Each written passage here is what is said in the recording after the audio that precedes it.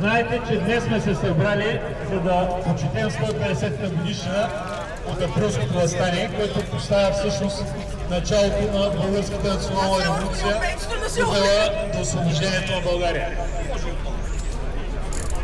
Традиционно, като добри патриоти,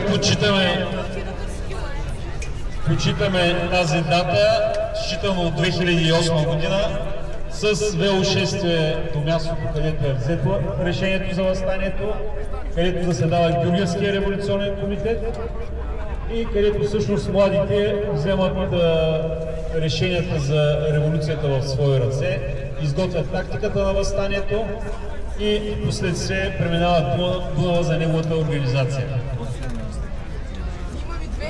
Има две места, които ще посетим. Едното е място, където заседава Георгиевския революционен комитет, и другото е място, където Ботев тръгва с парахода Радецки, за да се опита да съживи борбата.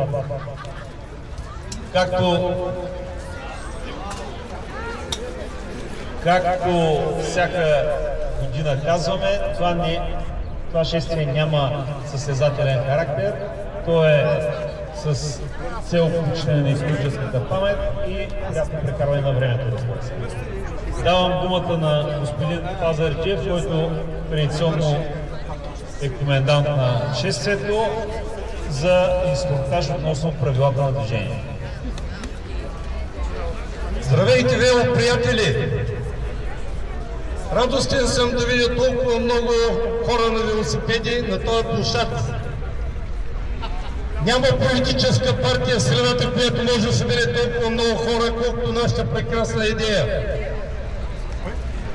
Но, за да пристигнем така радостни и щастливи, както потегляме, по време на похода трябва да спазваме някои правила, защото без спазването на такива правила, движението в такава голяма група представлява риск. Тези от вас, които години наред са присъствали, може да бъдат отекчени от това, че аз ще ги повторя нещата, но това е най-важното. Всички живи и здрави да се върнем обратно в Русе след едно такова хубаво преживяване. Затова много моля да няма изпреварване в групата, да няма резки движения. Ако на някой му се наложи да спира, трябва да вдигне ръка, което ще предпази другите зад него да не го блъснат. Ако на някой му се налага да излезе в страни, нека да му направи както се и в правилника с изнасяне на ръка в страни. Виждам, че има много млади приятели, които обичат да скачат по тротуарите, да карат на задна гума, но нека това да го запазят за други случаи, за други моменти, а тук в групата да се движим спокойно, разумно и отново казвам, живи и здрави да се приберем. Пред нас ще има патрулна кола, която ще ни води отпред. След патрулната кола съм аз задавам темпото на групата. Много моля пред мене да няма никой. Много моля, защото това е важно за цялостното движение на групата. Сега ще ви съобщи един телефонен номер, който моля да си го запишете. Това е номерът на шофьора, който управлява сервизния автомобил. В случай, че някой от вас има проблем, дали здравословен или технически с велосипеда, моля да позвоните на този номер. Сервизната кола ще се движи най-отзад, така че да няма човек, който да е зад нея. Затова запишете, ако обичате, телефонния номер. Готови ли сте? 0895 182 888. Повтарям още веднъж. 0895 182 888. През цялото време ще бъдем придружавани от полицейски автомобил. Нашите приятели ще се погрижат за нашата безопасност, както на територията на Русе, така през самия мост ще има също отгранична полиция. По същия начин ще ни поемат и в Гюргево, което означава, че ние трябва да спазваме точно стриктно тези указания, които ви дадох, пред полицейската кола да няма никой, за да се движим компактно. И без това сме много голяма група.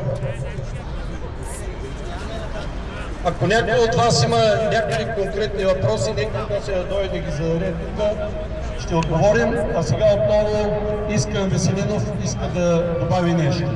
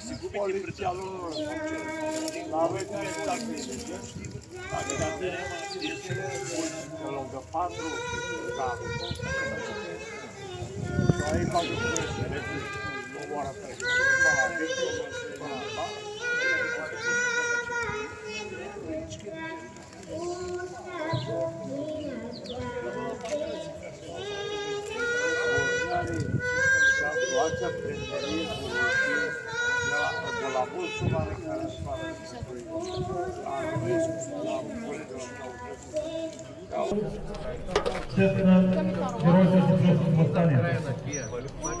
Тази година се постарахме да организираме нещо по-мащабно с възпоменателните тениски, които осигурихме за всички вас в благодарение на подкрепата на Русе. Чествам тази кръгла 150 годишнина. Благодарим на всички вас, които за поредна година се включвате. Тук виждаме познати лица, както и разбира се нови хора. Виждаме хора, с които сме се приселили точно на този велопост и се превръща в едно прекрасно събитие за млади, по-възрастни, за деца, които се включват за първи път, както и традиционно. Прекрасно патриотично събитие, което се надявам да остане в част от календара на града и да напред. Сега искам да дам думата на моят приятел Искрен Веселинов, който да каже някакви думи за тази бележна дата, която ни е събрала днес.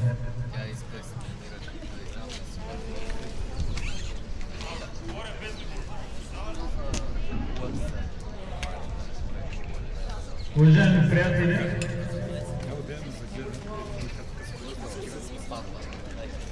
днес се навършват 150 години от най-знаменитото събитие в новата ни история, довело до създаването на независимата българска държава.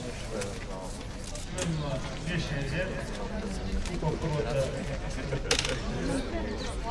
и бунт е обявен. Решението за него обаче е взето е на мястото.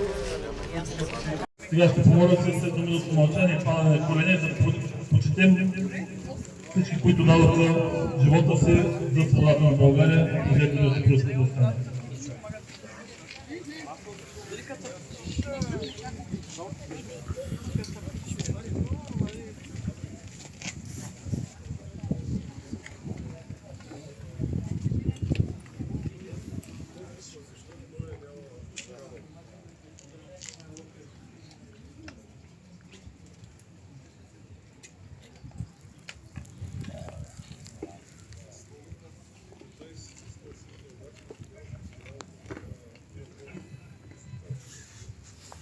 Благодаря ви. Сега